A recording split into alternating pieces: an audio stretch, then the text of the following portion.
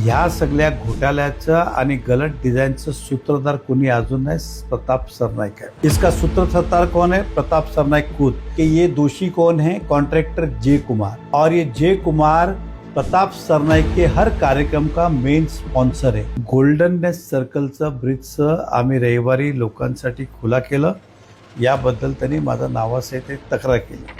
मी ह्या शहराच्या जनतेला सांगू इच्छितो, हिंदी में एक कहावत है कि चोर की दाढ़ी में तिनका।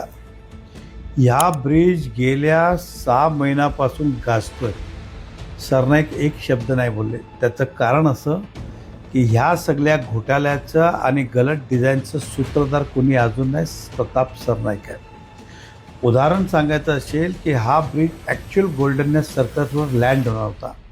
त्यावेळी सरनाईक साहेबाला काय सुचलं माहीत नाही, बोलतो हा ब्रिज आपण भाईंदर वेस्टला घेऊन जाऊ आणि त्याप्रमाणे पिलरची सगळी उंची वाढवली, कारण की तिकडे लँड नाही होणार आहे। आणि नंतर त्यांना नजरेत आला की पुढे गेलं की एक डॉक्टर बाबासाहेब आंबेडकरांचा पुतळा आहे, महाराणा प्रतापजींचा पुतळा आहे, पुढे स्लम आहे, हे फिजिबल होणार नाही हे त्यांना नंतर लक्षात आलं। महानगरपालिकेला त्यांनी सांगितलेलं की पुढे, पण ते शक्य झालं नाही। MMRDने त्याला रिजेक्ट केलं। आपण बघितलं असेल तर हा ब्रिज जवळजवळ नाहीतरी 1 वर्षासाठी काम बंद होता। नंतर समजलं करताना तर हे करणारा सूत्रधार कोण होता, तर प्रताप सरनाईक आहे। म्हणून त्यांनी बघा ह्या एवढ्या गडबडत आहे, त्याने एक शब्द नाही बोलले कधी। आणि त्यानंतर महाराष्ट्र सरकारमध्ये मी विधानसभा सदस्य असल्याने अधिवेशनाचा प्रश्न उपस्थित केलं, या डिझाईन केलं कोणी, ह्याचं मागचं सूत्रधार कोण, याची कन्स्ट्रक्शन कॉस्ट वाढली त्याला जबाबदार कोण, या कन्स्ट्रक्शन कॉस्टला मान्यता कोणी दिली, ह्या सगळं घोटाळा गडबड झाला आहे। म्हणून ह्याची इन्क्वायरी झाली पाहिजे। त्यासोबत माझा विषय होता की मूळ टेंडर तिन्ही ब्रिजचं होतं 200 कोटी तो 400 कोटीवर केला, त्याची इन्क्वायरी। आणि या विधानसभेमध्ये सुद्धा मी परत तो प्रश्न मांडला आहे, कारण की गेल्या वेळी मांडल्यानंतर अजून त्या प्रश्नाला न्याय भेटला नाही, मी परत मांडला आहे। हा झाला एक बार। आता ब्रिज का सुरू झालं, तर माननीय मुख्यमंत्री मंगळवारी मीरा भाईंदरला आले होते। मी साहेबांना सांगितलं की सर हा ब्रिज रेडी आहे, आपण याला उद्घाटनाला वेळ देणार का? साहेबांनी सांगितलं आता अधिवेशन चालू होते, माझ्याकडे तेवढं वेळ नसेल, पण मीरा भाईंदरला जनतेला तुम्ही वेटेज धरू नका, काम झाला असेल तर लोकांसाठी सुरू करा। आणि आम्ही तो ब्रिज लोकांसाठी सुरू केला। आम्ही काय कार्यक्रम केला नाही, वादागादा केला नाही, एक नारळ फोडला आणि ब्रिज लोकांसाठी खुला केला। आणि सरनाईक साहेब मंत्री आहे तरी त्यांना हे माहीत नाही की ह्या ब्रिजचं जे ते इन्क्वायरी मागतात, ऑलरेडी IITने फिजिबिलिटी चेक केली, ज्या काही सूचना केली त्याप्रमाणे झालेलं आहे। मला आश्चर्याने हसी वाटते की मंत्री असून सुद्धा त्यांना माहीत नाही, मला आमदार असून सगळं माहीत आहे, त्यांना माहीत नाही। तिसरी गोष्ट, हा किती दुर्भाग्य आहे। आता एखादा मला सांगा की डिंपल मेहताला मी पत्र लिहून इन्क्वायरी लावायला सांगा, म्हणजे मला सांगा डिंपल मेहताना मी डायरेक्टच सांगू शकेल की तुम्ही इन्क्वायरी लावा आणि हा दोषीला शिक्षा द्या। ह्या खात्याचे मंत्री कोण आहे? एकनाथ शिंदे साहेब, रोज ते त्यांच्यावर चहापान करतात। उदाहरण सांगतो, प्रताप सरनाईक साहेब मंत्री आहे तरी त्यांना हे असे पत्र लिहायची वेळ आली, अरे डायरेक्ट त्या कॉन्ट्रॅक्टरला बोला, जेलमध्ये टाका आणि त्या अधिकाऱ्याला सस्पेंड करा। 1 मिनिटाचं काम आहे, मी मंत्री असलो 10 मिनिटात केलं असतं, पण हे दाखवायला खाली हे प्रयत्न करतात आहे की हा जो आहे ब्रिज कदाचित अपघात होईल। तर आपल्या माहितीसाठी बघा, अपघात कधी होईल कुठे होईल हे काही सांगता येत नाही, परंतु IITने ब्रिजला फिजिबिलिटी रिपोर्ट दिली, ब्रिज तयार होता। मधल्या काळात आचारसंहिता असल्याने तो उद्घाटन झालं नाही।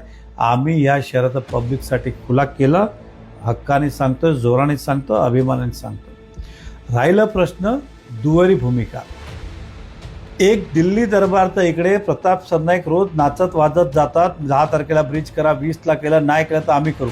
त्या ब्रिजचं काम 20 तारखेला सुरू झालं नाही। मी त्या ब्रिजचं प्रत्येक आपल्याकडे व्हिडिओ आहे, ते व्हिडिओ चेक करा, त्यामध्ये अजूनही मधला डिवायडर झालेला नाही आहे, स्लोप अपडप आहे, डांबरीकरण पूर्ण झालं नाही, साईडला गाडी गेली तर ॲक्सिडेंट होईल, एक काय बोलतो संरक्षण भिंत झाली नाही, लाईट नाही, तरी ओपनिंग केलं।